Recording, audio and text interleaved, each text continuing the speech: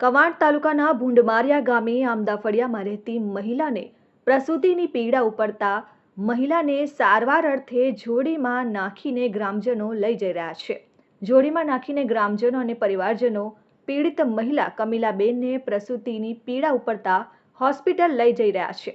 રસ્તાના અભાવ હોય જેના કારણે કીચડવાળા રસ્તે ગ્રામજનો અને પરિવારજનો પીડિત મહિલાને ઘરેથી એમ્બ્યુલન્સ સુધી લઈ જતા જોવા મળ્યા છે.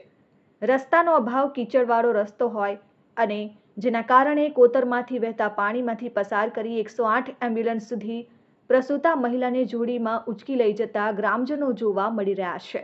એમ્બ્યુલન્સ દ્વારા કવાંટ ખાતે મહિલાને લઈ જવામાં આવી અને તેની સારવાર શરૂ કરવામાં આવી હતી. અમારા ગામે પ્રસૂતાને પીડા પડતા તારીખ 13/7/2025 રોજ પ્રસૂતાની પીડા પડતા અમારા ગામમાં રસ્તાના ઠેકાણા હોવાથી આજે કોડબી ગામમાં 3 કિલોમીટર જેટલો અમે ચાલીને આવ્યા છે.